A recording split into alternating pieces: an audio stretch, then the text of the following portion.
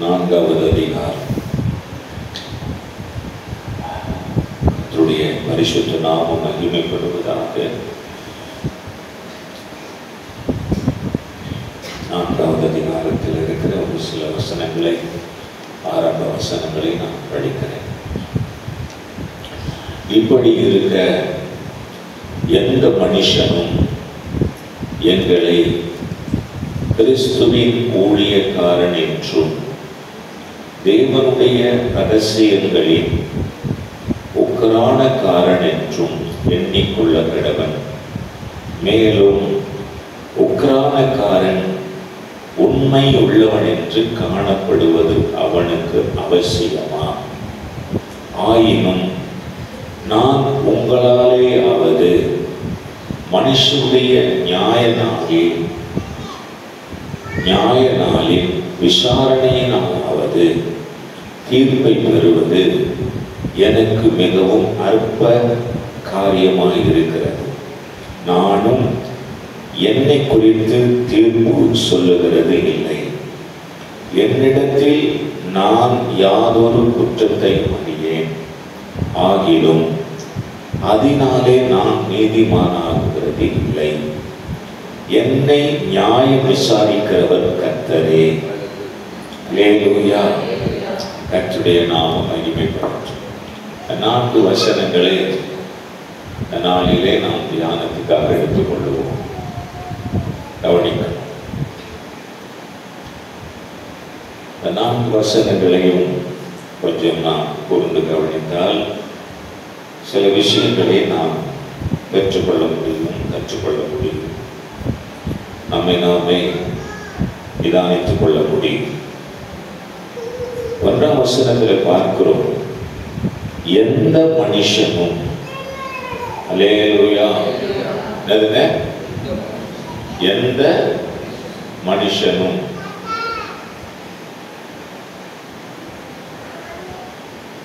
சர்ச்சுக்குள்ள தாத்தா வேற மாதிரி காட்டினாலே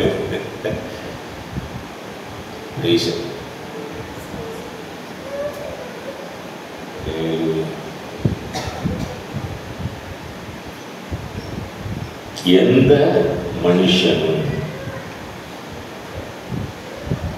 மனுஷனும் எங்களை கிறிஸ்துவின் ஊழியக்காரன் என்றும். எந்த மனுஷனும் யாராக இருந்தாலும் சரி, உயர்வு தாழ்வு, பணக்காரன் ஏழை, குடும்பத்தை சார்ந்தவனாக இருந்தாலும் சரி, என் மனைவி, என் பிள்ளைங்க, பலமாக பேர் பண்ணி நேரத்தோட நேரமா சொல்லியிருக்கல. அல்லேலூயா. யாரா இருந்தாலும் சரி, நீங்க என்ன சொல்லுங்க வசனம்? எந்த மனுஷனானாலும், எல்லாரும் குடும்பமா இருந்தாலும், உறவுனா இருந்தாலும், அக்கா தங்க, அண்ணன் தம்பி, பெரியப்பா சித்தப்பா, பங்காளிங்க, சம்பந்திங்க, யாரா இருந்தாலும் எங்களை கிறிஸ்துவின் ஊழியக்காரன் என்று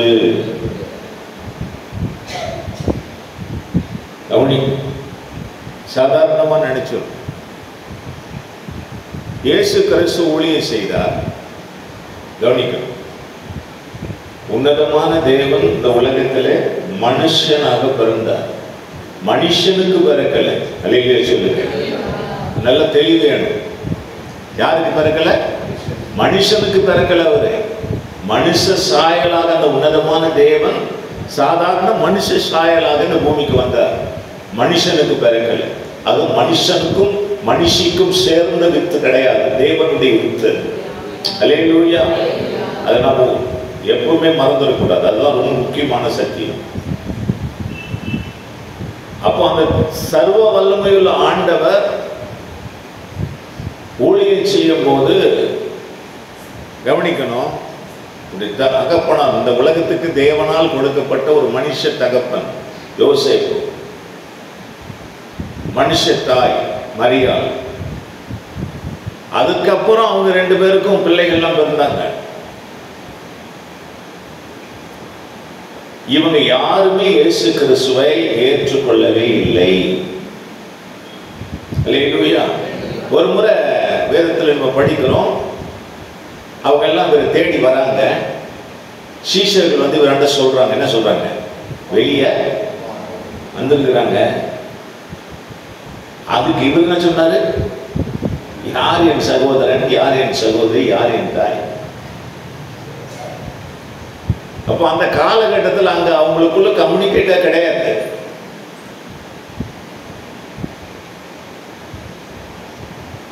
நம்ம கவனிக்கணும்.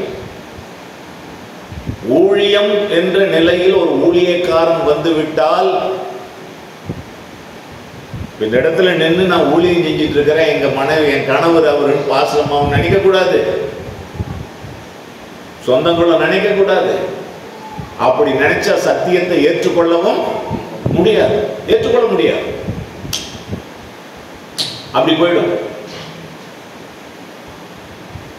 அப்போ சத்தியத்தை யார் ஏற்றுக்கொள்வார்கள்? அதனால தான் நான் பலமுறை சொல்லி இருக்கிறேன், சொந்தக்காரர்கள் நடத்துற சபைக்கு சொந்தக்காரர்கள் போனா கண்டிப்பா ஆவிக்குரிய வாழ்க்கை உருவடாது. ஏன்னா இதான் காரணம். இப்ப என்னுடைய குடும்பத்தை சார்ந்தவர்கள் இங்க வந்து உட்கார்ந்து இருந்தால் கண்டிப்பாக அவர் ஆவிக்குரிய வளர்ச்சியில் வளர முடியாது. அதே நேரத்தில் அவர்கள் மற்றவர்களுக்கும் என்னவா இருப்பார்கள்? இடரலாய் இருப்பார்கள். இதுதான் சத்தியம்.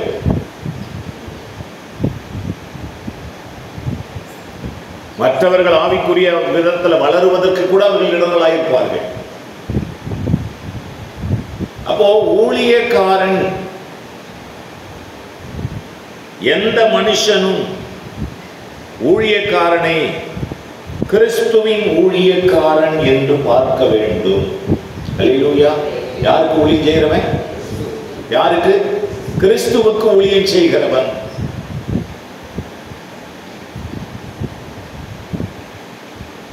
கிறிஸ்துவின் மந்தைக்கு ஊழியக்காரன் அவன். அல்லேலூயா. நான் கிறிஸ்துவின் மந்தையின் ஆடாய் இருப்பேன் என்றால் என்னுடைய ஊழியக்காரன் அவன், என்னுடைய மேய்ப்பன் அவன். அடுத்த வார்த்தை என்ன இருக்கு? என்னதுங்க? தேவனுடைய ரகசியங்களில் உக்கிரானக்காரன். ஒரு ஊழியக்காரன், கிறிஸ்துவின் ஊழியக்காரன், எந்த மனுஷனும் அதை நினைத்துக் கொள்ள வேண்டும். இவன் அப்பன், என் சித்தப்பன், இவன் பெரியப்பன், இவன் என் மகன், என் மக, அப்படிலாம் கிடையாது. இந்த இடத்துல நின்று ஜெக்கோஷே ஆண்டுடைய வார்த்தை கொடுக்கும் போது பாஸ்டரா இருக்கிற, அவன் தகப்பனா இருக்கிற நானே எப்படி பார்க்க வேண்டும் என்றால் ஊழியக்காரனாகத்தான் பார்க்க வேண்டும். அல்லேலூயா. கவனிக்கணும். அப்போ தேவனுடைய ஊழியக்காரன், அப்புறம் தேவனுடைய ரகசியங்களில் உக்கிரானக்காரன். உக்கிரானக்காரன் என்றால் கணக்கு ஒப்புவிக்கக்கூடியவன்.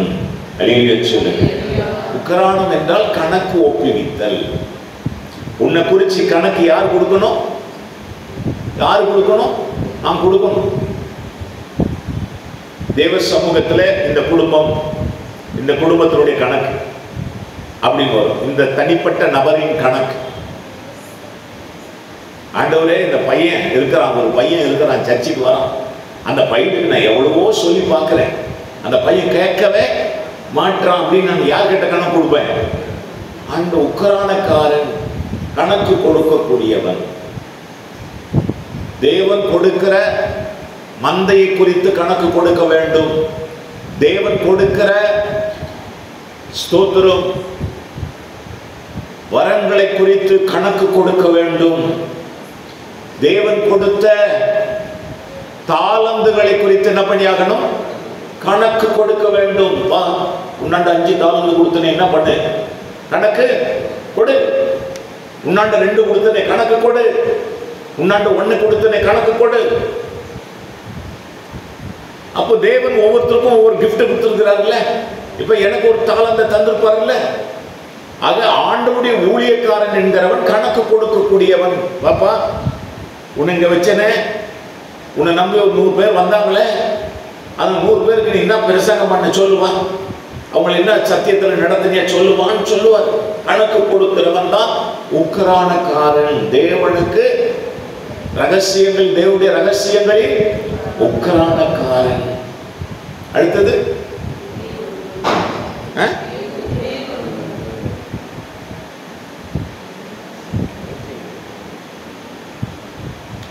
இரண்டாம் வசனத்தில் உக்கிரானக்காரன் உண்மை உள்ளவன் என்று காணப்படுவது அவசியம். கவனிக்க, உண்மை உள்ளவன் என்று காணப்படுவது, சொல்லுங்க, ஹலோ, வசனம் பாருங்க, அருமையா இருக்கு. ஒரே ஒரு வார்த்தை தான், ரொம்ப முக்கியமான வார்த்தை. மேலும் உக்கிரானக்காரன் ஊழியக்காரன், தேவனுடைய ஊழியக்காரன், அவன் உக்கிரானக்காரன், கணக்கு கொடுக்கக்கூடிய ஊழியக்காரன். அந்த கணக்கு கொடுக்கக்கூடிய ஊழியக்காரனாகிய அந்த உக்கிரானக்காரன் உண்மை உள்ளவன் என்று காணப்படுவது அவனுக்கு, விசுவாசிகளுக்கு இல்ல, யாருக்கு? அவனுக்கு அவசியமா. இப்போ நான் இருக்கிறேன், நான் உண்மை உள்ளவனாய் இருப்பது உங்களுக்கு நல்லதா எனக்கு நல்லதா? இந்த வசனத்தின்படி எனக்கு நல்லது, அவனுக்கு அவசியமா. உண்மை உள்ளவன் என்று காணப்படுவது அவனுக்கு அவசியமாம். அதாவது அந்த உக்கிரானக்காரன் ஊழியக்காரனுக்கு அவசியம். ஆக ஊழியக்காரன் உண்மை உள்ளவனாக இருக்க வேண்டும். அல்லேலூயா. வாசு உங்களுக்கானதை ஏன் எங்களுக்கு சொல்லுகிறீங்க நினைக்கிறீங்க? அல்லேலூயா. இந்த வசனத்துல வரதுனால சொல்றேன், முழுக்க இந்த பைபிள் ஸ்டடியில சொல்லப்படுகிற ஒவ்வொரு வார்த்தையும் ஊழியக்காரனாகிய எனக்கு ஊழியம் செய்கிற ஒவ்வொருத்தருக்குமானது. நீங்க தெரிஞ்சுக்கிறதுக்காக சொல்றேன். அல்லேலூயா. ஊழியக்காரன் என்ன பண்ணணும்? முதல்ல என்னதுங்க? அவன் ஆண்டவருக்கு ஊழியக்காரன், கிறிஸ்துவின் ஊழியக்காரன். அவன் யாருக்கு கணக்கு கொடுக்கணும்? தேவனுடைய ரகசியங்களின் உக்கிரானக்காரன். அவன் தேவனுக்கு கணக்கு கொடுக்கக்கூடியவன். தேவனுடைய வேலைக்காரன். ஊழியக்காரன் வேலைக்காரன். அவன் யாருக்கு வேலைக்காரன்? ஊழியக்காரன். அல்லேலூயா. இரண்டாவது, தேவனுக்கு, தேவனுடைய ரகசியங்களின் உக்கிரான கணக்கு கொடுக்கக்கூடியவன். மூன்றாவது, அவன் உண்மை உள்ளவனாய் இருக்கணும். அல்லேலூயா. ஆமென். ஊழியக்காரன் யாராய் இருக்க வேண்டும்? உண்மை உள்ளவன் என்று எண்ணி இந்த கனமான ஊழியத்துக்கு தேவன் என்ன பண்றாரு? அழைக்கிறார். நீ உண்மை உள்ளவனா? உன்னை குறித்து உன்னிடத்தில் தேவன் கொடுத்திருக்கிற காரியங்களில் உண்மையா இருக்கிறாயா? உனக்கு கொடுத்த குடும்ப வாழ்வில், உனக்கு கொடுத்த ஆண்டவர் கொடுத்த ஊழியத்தில், உனக்கு கொடுத்த விஷயத்தில் நீ உண்மையா இருக்கிறாயா? மற்றவர்கள் முன்பதாக நாம் எப்படி வேண்டுமானாலும் பார்க்கப்படலாம் அவர்கள் பார்வைக்கு. ஆனால் தேவனுடைய பார்வைக்கு நான் உண்மை உள்ளவனாய் இருக்க வேண்டும். என் மனசாட்சியின்படி நான் உண்மை உள்ளவனாய் இருக்க வேண்டும். அல்லேலூயா. ஊழியம் செய்கிறவன் உண்மையாய் இருக்கணும். உண்மைக்கு ஆப்போசிட் வார்த்தை என்னது? பொய். பொய் யாருது? உண்மை யாருது? நானே வழியும் இந்த சத்தியம் தான் உண்மை. சத்தியம் என்பது உண்மை. உண்மை யாரை குறிக்கிறது? இயேசுவை குறிக்கிறது. பொய் யாரை குறிக்கிறது? பிசாசை குறிக்கிறது. பொய்க்கு பிதாவன் தான். அப்போ பொய் பேசுகிறவர்களாக நாம் இருந்தால் நாம் யாருடையவர்களாக இருக்கிறோம்? உண்மையா ஊழியக்காரன். சாரி, இது யாருக்கு இந்த பிரச்சனை? எல்லாமே ஊழியக்காரன். உண்மை எல்லா சூழ்நிலையிலும் உண்மையா வாழ முடியுமா? அது ரொம்ப கஷ்டம் இல்லையா? அல்லேலூயா. கஷ்டம் தானே. உண்மை சொல்ல முடியுமா? உண்மை என்றால் என்ன? விசேஷமாய் உண்மையாய் ஒரு மனிதன், ஒரு ஊழியக்காரன் அவன் குடும்பத்துக்கு உண்மையாய் இருக்கணும். அல்லேலூயா. ஆமென் சொல்லுங்க. ஒரு ஊழியக்காரன் முதலாவது உண்மை எங்கே காட்டியாகணும்? குடும்பத்தில் காட்டியாகணும். அதான் பைபிள்ல சொல்லுது, ஒருவன் தன் வீட்டை விசாரிக்காமல் விசாரிக்காம சபையை விசாரிக்க முடியாது. வீட்டை ஒழுங்கா நடத்தாதவன் சபையை நடத்த முடியாது. அல்லேலூயா. அப்போ குடும்பத்துல உண்மை, அடுத்தது தேவன் அவனுக்கு கொடுத்த ஊழியத்தில் அவன் உண்மையா இருக்க வேண்டும். அழிந்து போகிற பணத்துக்காகவோ பொருளுக்காகவோ அவன் ஊழியம் செய்துவிடக் கூடாது. தற்பெருமைக்காக புகழுக்காக ஊழியம் செய்துவிடக் கூடாது. இன்றைய நிலையில பார்த்தீங்கன்னா ஆன்லைன் ஊழியங்கள் அதிகமாக பெருகி போனது. உண்மை இல்லாதவர்கள் கூட, ஒழுங்கின்மையானவர்கள் கூட, ஒழுக்கக்கேடானவர்கள் கூட ஊழியம் செய்கிற காலங்கள் இது. ஆனால் பைபிள் என்ன சொல்லுது? ஒரு ஊழியக்காரன் கர்த்தருக்கு ஊழியம் செய்யணும். இரண்டாவது, அவன் உக்கர கணக்கு கொடுக்கக்கூடியவன். மூன்றாவது, அவன் உண்மையாயிருக்கணும். உண்மையாயிருக்கிற முதல்ல அவன் குடும்பத்துக்கு உண்மையாயிருக்கணும், அவன் மனைவிக்கு உண்மையாயிருக்கணும், அவன் பிள்ளைகளுக்கு உண்மையாயிருக்கணும், கணவனுக்கு உண்மையாயிருக்கணும். கணவன் ஆண்ட உண்மையா இல்லாம, மனைவி ஆண்ட உண்மையா இல்லாம ஊழியம் செய்கிறவர்கள் இன்றைக்கு நிறைய பேர் உண்டு. அல்லேலூயா. நல்லா புரிஞ்சுக்கிடணும். சொந்த வாழ்க்கை சாட்சியை இல்லாம ஊழியம் செய்கிறவர்களை கர்த்தர் கடிந்து கொள்ளுகிறார். இப்போ உண்மை வேணும். அடுத்தது திருச்சபை, தேவன் கொடுத்திருக்கிற மக்கள் மத்தியில உண்மை வேணும். ஒவ்வொருத்தரும் அவரவர்கள் விருப்பத்துக்கு ஏற்றார் போல ஊழியக்காரனை பார்க்கலாம் எல்லாவற்றுக்கும். ஆனால் ஜெனரலா பொதுவான ஒரு விஷயம் இருக்கிறது. அந்த ஸ்டாண்டில் அவன் உண்மையா இருக்க வேண்டும். அல்லேலூயா, அல்லேலூயா. ஆமா, உண்மையா இருக்கணும். தேவனுடைய பார்வையில் அந்த ஸ்டாண்ட், அந்த ஸ்தோத்திர சபையில ஊழியக்காரனாய், ஒரு போதகனாய், ஆமென், தேவனுடைய மனுஷனாய் நிற்கிற அந்த ஸ்டாண்ட் இருக்கு பத்தியா, அதுல அவன் ஒரு நாளும் அவன் விலகாமல் அதிலே நிற்க வேண்டும். அந்த உண்மையில உத்தமத்திலே நிற்க வேண்டும். வேதத்திலே சொல்லப்பட்டிருக்கிறது, அவன் புத்தி சொல்லுகிறவன் மட்டுமல்ல, கடிந்து கொண்டு புத்தி சொல்லுகிறவனாய் இருக்க வேண்டும். புத்தி சொல்லுகிறவர்களாக இருக்கிறது எவ்வளவு பெரிதோ அதற்கு ஏற்ற தகுதி உள்ளவனாய் அவன் இருக்க வேண்டும். ஆண்டவன் நம்மிடத்தில் எதிர்பார்க்கிற ஒரு ஊழியக்காரன் எப்படி இருக்க வேண்டும் என்று எதிர்பார்க்கிற அந்த நிகழ்வுகளை இன்றைக்கு நான் உங்களுக்கு விளக்கி சொல்லுகிறேன். ஊழியக்காரன் இப்படிதான் இருக்கணும். பெரிய கட்டடம், பெரிய சர்ச்சு, பெரிய பங்களா, பெரிய கார் அதல்ல. தேவன் அதில் மயங்குகிறவரும் இல்லை. ரட்சிப்பை பெற்ற உண்மையான அந்த மனநிலையில் இருக்கிறதை தான் தேவன் விரும்புகிறார். நறுங்குண்டதும் அந்த ஸ்பிரிட் யாருக்குள்ளே இருக்குன்னு பார்க்கிறார். அதுதான் கர்த்தருடைய சரீரமாகிய ஆலயம். அல்லேலூயா, அல்லேலூயா. அதை உருவாக்குவதுதான் சபை, அதை உருவாக்குவதுதான் ஊழியக்காரன். அவன் விசுவாசிகளுக்கான ஊழியக்காரன், அவர்களுக்கு இவர்களுக்கு அல்ல. சில நேரத்தில் பணக்காரர்கள் வருவார்கள், படித்தவர்கள் வருவார்கள், அரசியல்வாதிகள் வருவார்கள். அவர்களுக்கெல்லாம் முக்கிய இடம் கொடுப்பது தேவனுடைய சபை இல்லை. அப்படி கொடுத்த பணம் கிடைக்கும். பணம் கிடைத்தால் கூட பாவமும் கிடைக்கும். வேணும், பணம் தேவை, பணம் தேவை, இவைகள் உங்களுக்கு தேவை. ஆனால் அது தவறான வழிகளிலே வந்துவிடக்கூடாது. அல்லேலூயா. குறுக்கு வழியிலே போய் காரியங்களை செய்ய வேண்டும் என்று ஒரு நாளும் நினைக்கக்கூடாது. இந்த பூமியிலே ஒரு வினாடி இப்பொழுது உயிர் பிரிந்தால் நாம் சேர்க்கிற, நாம் செய்த எந்த மூலியமா இருக்கட்டும், எவ்வளவு பெரிய கட்டணமா இருக்கட்டும், எல்லாம் வீண். அல்லேலூயா. நண்பர் ஒருவர் சிங்கப்பூர் போயிருக்கிறார். அவர் அங்கிருந்து ஃபோன் பண்ணார். நையா, எங்க இந்த ஞாயிற்றுக்கிழமை எங்க செய்தி கொடுத்தி போனேன், ஒரு பெரிய சர்ச்சையா. அல்லேலூயா. கிட்டத்தட்ட ஒரு 5000 பேர் உட்காரலாம். எவ்வளவு பேர் சர்ச்சையா. பெரிய கட்டடம், அருமையான ஆலயம், பெரிய ரோட்ல.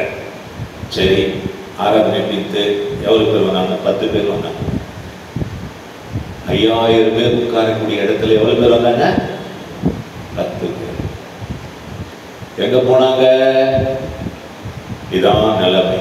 இதான் சபையுடைய கடைசி காலத்தில் நடக்க போகிற நிகழ்வுகள். மக்கள் எல்லாம் பாவத்தில் வஞ்சிக்கப்பட்டு பின்மாற்றத்தில் போயிடுவாங்க. பெரிய பெரிய கட்டடமாக இருந்தாலும் சரி, ஜனங்கள் எல்லாரும் ஆவிக்குரிய நிலையில் வர வரைக்கும் தான் அந்த கட்டடத்துக்கு மதிப்பு. அல்லேலூயா. அது எவ்வளவு பெரிய சர்ச்சா இருந்தாலும் சரி, அங்க ஜனம் வந்தாதான் அந்த இடத்துக்கு மதிப்பு. அங்க ஜனம் வரலன்னு வச்சுக்க, அந்த கட்டடத்துக்கு மதிப்பே கிடையாது. இங்கிலாந்து தேசத்துல பெரிய பெரிய திருச்சபையெல்லாம் மூடப்பட்டது. காரணம் என்ன? விசுவாசிகள் கர்த்தருக்குள்ளே ஸ்திரப்படவில்லை. ஏதோ அப்படியே ஒரு காத்தடிச்சா எல்லா குப்பையும் என்ன ஆகுது? இந்த கொரோனா காலத்துல, அந்த சுனாமி வந்த காலத்துல, அந்த பயத்துல ஜனங்கள் கொஞ்சம் அப்படி கரண்ட் எங்க ஓடி வந்து, சர்ச்சு ஓடி வந்து, அது காத்தடிக்கிற வேகத்துல. ஆனா அது ஒண்ணு கூட நிக்காது. வேற திசையில காத்தடிச்சா இது என்ன பண்ணோம்? மறுபடியும் அந்த குப்பெல்லாம் வேற ஒரு இடத்துக்கு போயிடும். ஆனா எது வேறு ஊன்றி இருக்கிறதோ அது மட்டும்தான் நிற்கும். அல்லேலூயா. நாம் குப்பைகளாக இல்லாமல், அதுதான் தாவீது சொல்றார், நானோ கர்த்தருடைய ஆலயத்தில் பச்சையான நான் வேறு ஊன்றப்பட்டேன். கர்த்தருடைய ஆலயத்தில் வேறு ஊன்றி நிற்கணும், தூண் போல் நிற்கணும். அப்பதான் எந்த பக்கம் காத்தடிச்சாலும் நான் விழுவதில்லை. பெருமழை சொரிந்து பெருவெள்ளம் வந்து காற்றடித்து வரும். நம்ம ஸ்ட்ராங்கா இருக்கிறோமா இல்லையான்னு பார்க்கும். ஆனாலும் ஆமா, யோபு மேல ஒரு பெரிய புயல் வந்து மோதியது. யோபு விழவில்லை. யோபு மறுபடியும் துளிர் விட்டு சூப்பரா ஒரு பெரிய விருட்சமாக மாறினார்.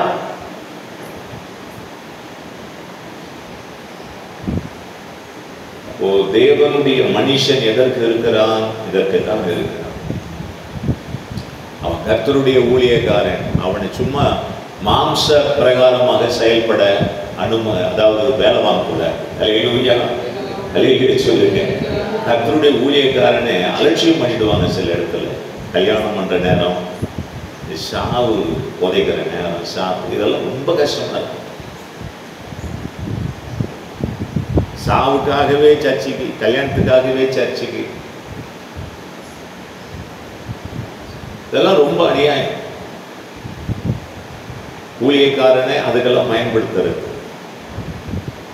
அவன் யாருக்கு ஊழியக்காரன்? தேவனுடைய ஊழியக்காரன். ஆனா உன் இஷ்டத்துக்கு வேலை வாங்குறேன், உன் இச்சைகளை நிறைவேற்றுவதற்காக அவனை பயன்படுத்துறேன். இதெல்லாம் விசுவாசிகளுக்கு நல்லது கிடைக்காது, அந்த ஊழியக்காரனுக்கு நல்லது கிடையாது. அல்லேலூயா. ஒரு திருமணம் என்றால் அந்த திருமணத்துக்கு ஒரு ஒழுங்கு இருக்குது. ஒரு மரண நிகழ்வு என்றால் அதுக்கு ஒரு ஒழுங்கு இருக்குது. சொந்தக்காரங்க பேச்செல்லாம் கேட்டுக்கிறது, அப்புறம் ஊழியக்காரன் கேட்டுக்கிட்டு அவன் சொல்றதை கேட்டு செஞ்சிருது. இப்போ ஊழியக்காரன் சொல்றது கேட்கறதே கிடையாது. ஒன்று, கர்த்தர் தெய்வம் என்றால் கர்த்தரோடு நெல்லுங்க. ஆகால் தெய்வம் என்றால் ஆகாலோடு நெல்லுங்க. ஒண்ணு இந்த வழியில வந்து இதை செய்ய போறோம்னா இதை செய்யுங்க, இல்லைன்னா அதை செஞ்சுட்டு போயிடுங்க. யாரும் உங்களை கட்டாயப்படுத்துறதுன்னு தான் பைபிள் சொல்லு. நான் சொல்லலை. எல்லாத்தையும் குழப்பிக்கிட்டு இருக்கக்கூடாது. ஊழியக்காரன், கர்த்தருடைய ஊழியக்காரன், கர்த்தர் சொல்றது தான் அவன் செய்யணும். அதான் எல்லாருக்கும் ஆசீர்வாதம். அல்லேலூயா. ஆமென் சொல்லுங்க. அல்லேலூயா. எல்லாருக்கும் அது ஆசீர்வாதம். கர்த்தர் சொல்றதுன்னு செய்.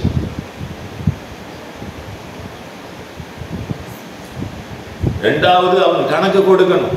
நீ கொடுக்கணுமே இல்லையா, கர்த்தருக்கு கணக்கு கொடுக்கணும். அவன் கர்த்தர் அவன்கிட்ட கணக்கு கேட்பார். ஏன்னா அவனுக்கு அவன்கிட்ட கொடுத்துருக்கிறார். அதை அவன் கணக்கு கொடுக்கக்கூடியவன். அவன் பயந்துதான் செயல்படுவான். அல்லேலூயா. ஆமா, கணக்கு கொடுக்காது. இப்ப நம்ம பிள்ளைங்கள்ட்ட காசு கொடுத்து அனுப்புறோம், ஒரு பொருள் வாங்கிட்டு வர, அவன் இஷ்டத்துக்கு அவன் வந்துடுறான். அப்போ நான் கேட்குறேன், இப்போ ஜோவன்ட்டு கோஷாண்டு காசு கொடுத்து அனுப்புகிறேன், பொருள் வாங்குறேன், வாங்கிட்டு என்னப்பா பண்ணேன், காசு கணக்கு கொடுறான்னு இது வரைக்கும் கேட்கல. ஆனால் கேட்டேன் என்ன பண்ணுவாங்க, என்ன நடக்கும்? ஆனால் அவர் கேட்பண்றாரு. வேலைச்சேரியில் ஒரு பாஸ் இருக்காரு, அவங்களுக்கு 3 ஆண் பிள்ளைங்க. அவங்க பிள்ளைங்கள்லாம் பேரம்பேத்தி எடுக்கிற வயசில் இருக்கிறாங்க. இன்னைக்கும் காசுனா கணக்கு கொடுக்குறேன். என்னடா 2 ரூபா மீதி இருக்குமாடா, வாங்கிட்டு வரு. எவ்வளோ ஆச்சரியமா இருக்குல்ல? வாங்கிட்டு வாருங்க. 5 ரூபா மீதி இருந்தால் வாங்கிட்டு வாரு. பேர பிள்ளைங்களாண்டே அதே மாதிரி தான். ஏன் அப்படி விட்டுற வேண்டியதானே? தவறாக போவதற்கு வழிகள் அது வகுக்கும். இதே மாதிரி தான் ஆண்டவரும் கணக்கு கேட்கிறார். உங்களை எல்லாரையும் அப்படி கேட்க சொல்ல, நான் பாஸ் சொல்லிட்டாரு போய் கேட்டுறாதீங்க. அவர் மற்றவங்களாம் என்ன கல்லு போய் கழிச்சிருவாங்க பசங்க. ஆனால் அது நல்வொழுக்கம். நம்ம கேட்கிறோமோ இல்லையோ, கடவுள் நம்ம இடத்துல கேட்பார். கரங்களை வேற்றி கர்த்தரை ஸ்தோத்திரம் பண்ணுவோம். அல்லேலூயா. உங்களை கேட்கிறாரோ இல்லையோ, என்னை கேட்பார். அவன் உண்மை உள்ளவனாக இருக்க வேண்டும்.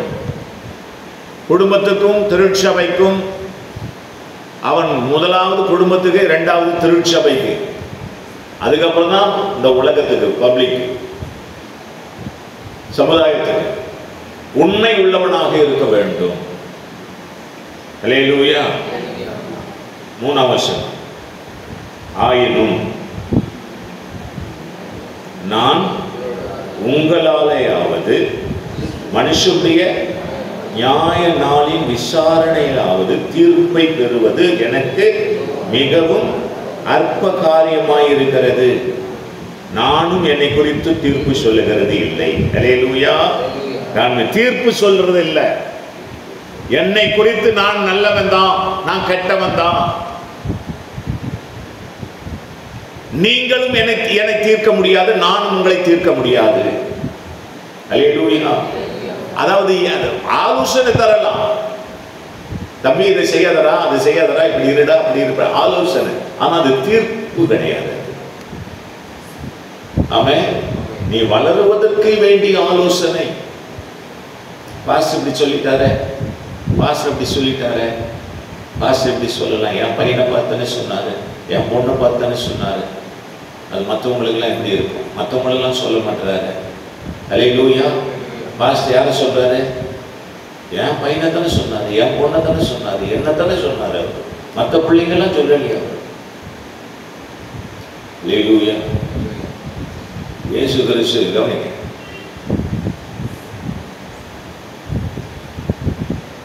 இயேசு கிறிஸ்துவாக இருக்கட்டும், ஊழியர்களாக இருக்கட்டும், நாம் யாரை அதிகமாய் நேசிக்கிறோமோ அவர்களை நாம் கொஞ்சம் சிக்ஷிக்கவும் செய்வோம். அல்லேலூயா.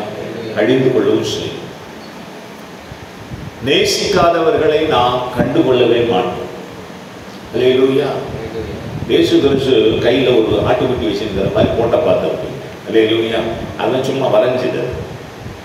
அவர் கீழே சில ஆடுகள் மேயிற மாதிரி ஒரு ஃபோட்டோ, அவர் கையில் ஒரு ஆட்டுக்குட்டி இருக்கிற மாதிரி ஒரு ஃபோட்டோ. இப்போ ஒரு ஊழியர் கேட்டார், நீங்கள் கீழே இருக்கிற ஆடாக இருக்க விரும்புகிறீங்களா, அவருடைய கையில் இருக்கிற ஆடாக இருக்கிற விரும்புகிறீங்களா?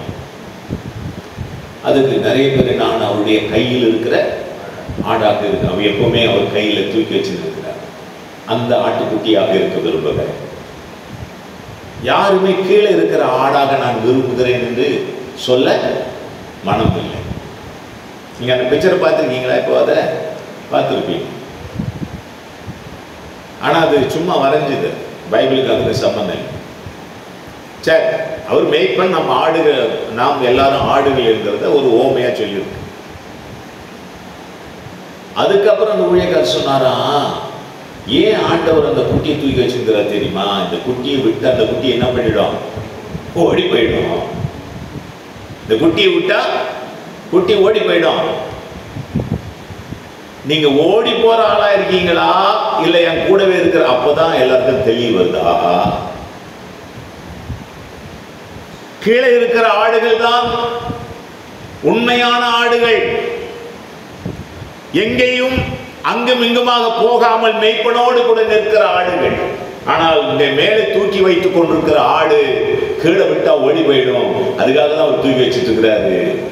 அதே மாதிரிதான் ஒரு சிலரை கொஞ்சம் ஸ்ட்ரிக்டா என்ன பண்ண வேண்டியதா இருக்கு, நடத்த வேண்டியதா இருக்கு. ஏன்னா அது விலைக்கு ஓடிடும், மாறி போயிடும்.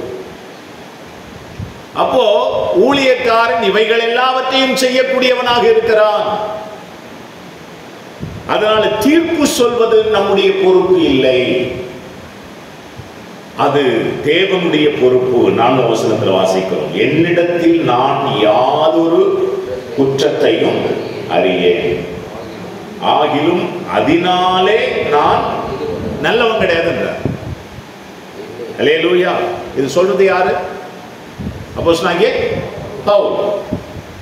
என்னிடத்துல எந்த குற்றத்தையும் நான் இது வரைக்கும் பார்க்கல, கூடுமான வரைக்கும் நான் நல்லவனா வாழ்றேன், அதனாலேயே நான் யார் இல்லை, நல்லவன் இல்லை, நீதிமான் இல்லை. இதுதான் நம்முடைய பயிற்சியாக இருக்கணும், பேச்சாக இருக்கணும்.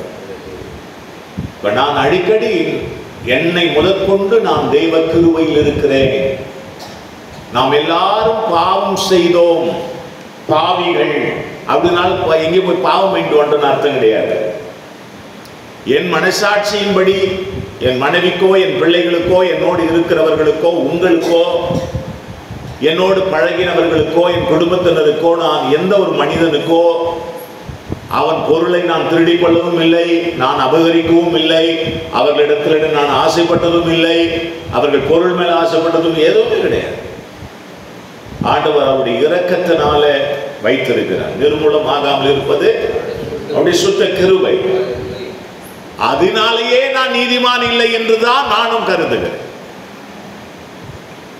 இந்த தப்புலாம் பண்ணாம இருக்கிறதுனால நான் நல்லவன் அப்படிலாம் ஒண்ணும் கிடையாது. அவர் என்னை தாங்கிட்டு இருக்கிறாரு. அல்லேலூயா.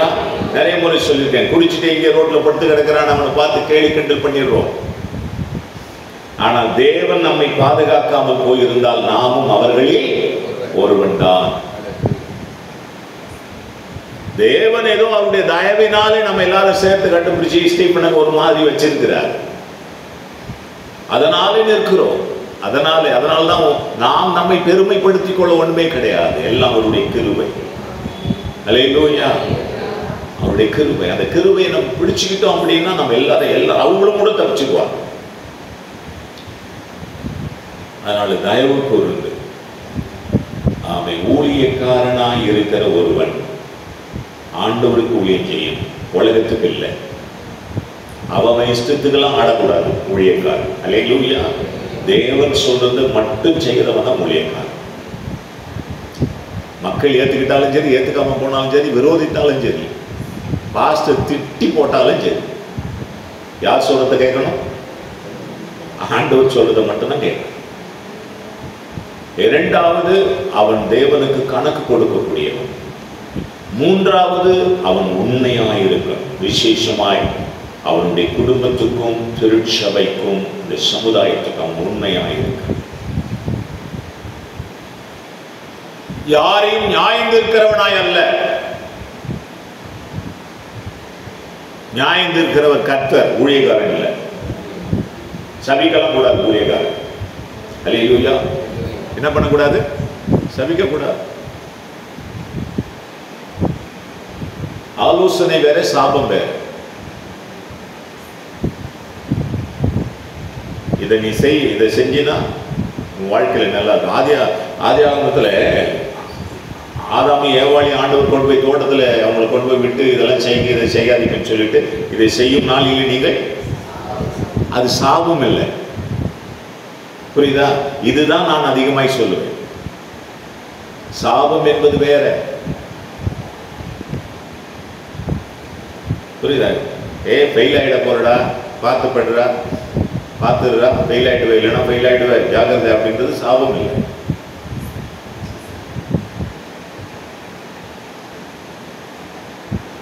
அப்போ யாரையும் நியாயம் தீர்க்கக்கூடாது. தீர்க்கிறவன் ஊழியக்காரனாக இருக்கக்கூடாது. நான் நிறைய முறை சொல்லி இருக்கிறேன், அவர்கள் விலகி போனார்களா? அவர்கள் வழி வேற, நம்ம வழி வேற. அவர்களை பற்றி நாம் ஒரு நாளும் தவறாய் பேச வேண்டிய அவசியம் இல்லை. அவர்களோடு அவங்க வழி வேற ஆயிடுச்சு. அவங்க வேற திசையை நோக்கி அவங்க பயணிக்கிறாங்க. அவங்க நம்மளோடு கூட வர விரும்பல, விட்டுடு. அதனால அவங்களுக்கு நியாயம் இருக்கு. அவங்களை பற்றி தவறாய் சொல்ல நமக்கு அதிகாரம் கிடையாது. அது நல்லதோ கெட்டதோ, அவங்க இருக்கிறாங்களோ இல்லையோ, அதை பற்றி நமக்கு கவலை வேண்டாம். அதை பற்றி பேசி நம்மளை நாம் குற்றப்படுத்திக் கொள்ள வேண்டாம். அது நியாயம் இருக்கிற வேலை நம்முடையது இல்லை. அது மட்டுமல்ல, ஸ்தோத்திரம், நாம் தப்பே பண்ணாத வாழ்க்கை வாழ்ந்தாலும் நாம் நீதிமான்கள் இல்லை. அல்லேலூயா. நம்மை நியாயம் விசாரிக்கிறவர் கர்த்தர். நான் நல்லவனாகவே இருந்தாலும் நியாயாசனத்துக்கு முன்பதாய் நான் நிற்க வேண்டும். நீதிபதியாகிய இயேசு கிறிஸ்துவுக்கு முன்னாடி நான் நிற்க வேண்டும். அவர் நியாயம் விசாரிப்பார். அல்லேலூயா. எல்லாருக்கும் ஊழியக்காரனையும் நியாயம் விசாரிப்பார். பெரிய பாஸ்டரா, அவரையும் நியாயம் விசாரிப்பார். கொஞ்சமா கொடுத்தவனாட்ட கொஞ்சமா கேட்பா. சொல்லுங்க, நிறைய யாராண்டு கொடுத்துக்கிறாரோ அவங்களால நிறைய கேட்க போறாரு. 1 லட்ச ரூபா கொடுத்திருந்தா 1 லட்ச ரூபாய்க்கு வேண்டிய கணக்கு கொடுக்கணும். உன்னாண்ட 1000 கோடி ரூபாய் கொடுத்திருந்தா 1000 கோடிக்கு வேண்டிய கணக்கு நீ கொடுத்தே ஆகும். ஒரு தாளந்து வாங்கின இடத்துல கணக்கு உண்டு, 5 தாளந்து வாங்கினவனும் கணக்கு. ஆக எல்லாரும் கணக்கு கொடுக்கக்கூடிய விசேஷமாய் ஊழியக்காரன், தேவனுடைய ஊழியக்காரன். தேவனுடைய ஊழியக்காரன் மட்டுமல்ல, தேவனுடைய உக்கரானத்தின் உக்கரானக்காரன், கணக்கு கொடுக்கக்கூடியவன், உண்மை உள்ளவனாக இருக்கணும். ஆமென். யாரையும் நியாயம் தீர்க்கிறவனாய் அல்ல. மரித்த பிறகு நியாயம் தீர்ப்போம். புரியுதா? இங்க கிடையாது. நான் சொல்றது இப்போ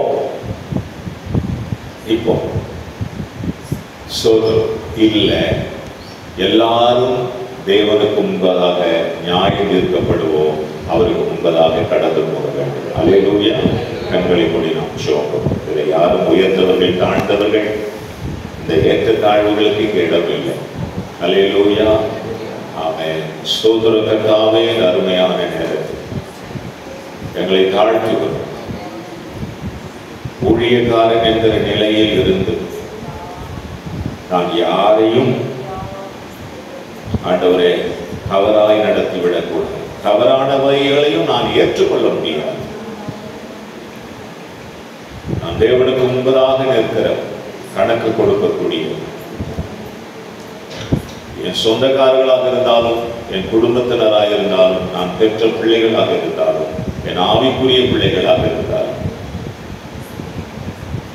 ஆண்டவரே நான் கணக்கு கொடுக்கக்கூடிய, நான் உண்மையாய் இருந்தாக வேண்டும். உண்மையாய் இருந்தாக வேண்டும். ஊழியக்காரன் என்கிற நிலையில் எதெல்லாம் தலையிட முடியுமோ அவைகளில் மட்டுமே தலையிட முடியும். எல்லா விஷயத்திலும் ஊழியக்காரன் தலையிட முடியாது, தலையிடவும் கூடாது. சரீர பிரகாரமாக எல்லாம் இருக்கும். சரீர பிரகாரமான என் சகோதரிகள், சரீர பிரகாரமான என் சகோதரர்கள், சரீர பிரகாரமாக என்னை நேசிக்கிறவர்கள், அவர்களுடைய நிகழ்வுகள், அவருடைய குடும்ப நிகழ்வுகள், அவர்கள் செய்கிற காரியங்கள்ல ஒரு அபிஷேகிக்கப்பட்ட கர்த்தருடைய ஊழியக்காரன் போய் தலையிடுவது பாவமாகி போகும்.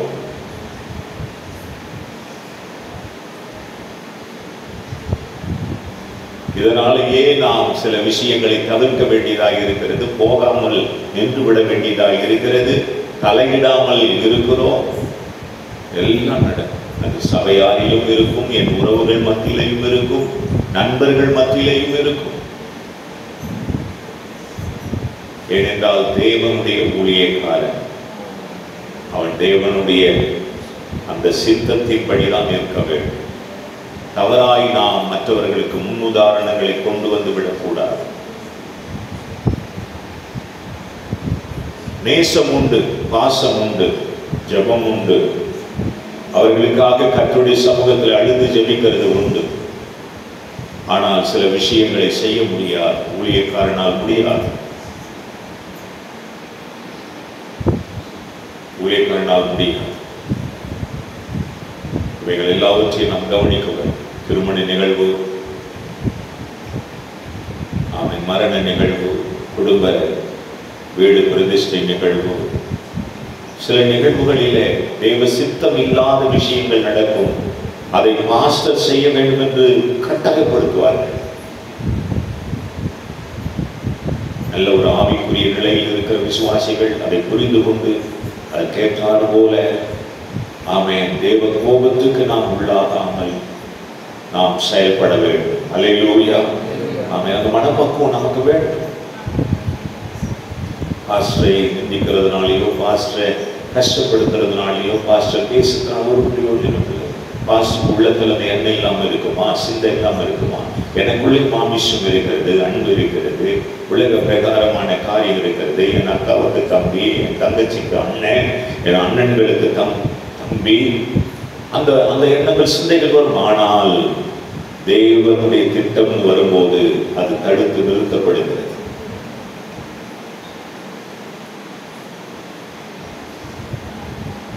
அந்த ஊழியக்காரன் பண்ணானே, அவன் பண்றானே, இவன் பண்றானே, அப்படி நம்ம சொல்லவும் கூடாது. எல்லா ஊழியர்களும் கர்த்தருடைய சித்தத்தை தான் செய்கிறார்கள் என்று எப்படி சொல்ல முடியும்? அது அவரவர்களுடைய நம்பிக்கை, அவரவர்களுடைய விசுவாசம். கர்த்தர் அவர்களிடத்திலே கணக்கு கேட்பார். அல்லேலூயா. அவனுக்கு அது கர்த்தரிடத்தில் கணக்கு கொடுக்கும். அது ஆண்டவரிடத்தில் எனக்காக நீங்க ஜெபம் பண்ணணும். ஊழியக்காரன் நிலையில் நான் இந்த நிலையில் ஒழுங்காக இருக்கணும். அல்லேலூயா. அந்த கிருபை தேவன் எனக்கு தருபடி கரங்களை வைத்து கர்த்தரை சோதரம் பண்ணுவோம். சோதரம் சோதரம் சோதரம் சோதரம் சோதரம் சோதரம் சோதரம் சோதரம். அதே நிலையில் நானும் ஜெகோஷும் இன்னும் இந்த சபையிலே வரும் காலத்திலே வரப்போகிற ஊழியக்காரர்களும் கூட அந்த நிலையில் நம்முடைய திருச்சபையில் இருக்க தேவன் கிருபை செய்ய கரங்களை வைத்து கர்த்தரை சோதரம் பண்ணுவோம். Praise the Lord. சோதரம் சோதரம் சோதரம் சோதரம். மகா இரக்கங்களின் பிதாவே, இந்த வசனங்களை தியானிக்க எங்களுக்கு உதவி செய்தீர். தொடர்ந்து இந்த வசனங்களிலே நாங்கள் நிலைத்திருந்து நாங்கள் ஆண்டவருடைய நாமத்தை மகிமைப்படுத்த உதவி செய்யும். அந்த ஒவ்வொருவரையும் ஆசீர்வதியும் ஆண்டவர் இயேசு கிறிஸ்துவின் நாமத்தில் பிதாவே. ஆமென். ஆமென். ஆத்துமாவே என் முழு உள்ளமே உடைய பரிசுத்த நாமத்தை ஸ்தோத்திரி. என் ஆத்துமாவே கர்த்தரை ஸ்தோத்திரி. கர்த்தர் செய்த சகல உபகாரங்களை மறவாதே. ஆமென். ஆமென். ஹல்லேலூயா. Praise the Lord. God bless you. God bless you.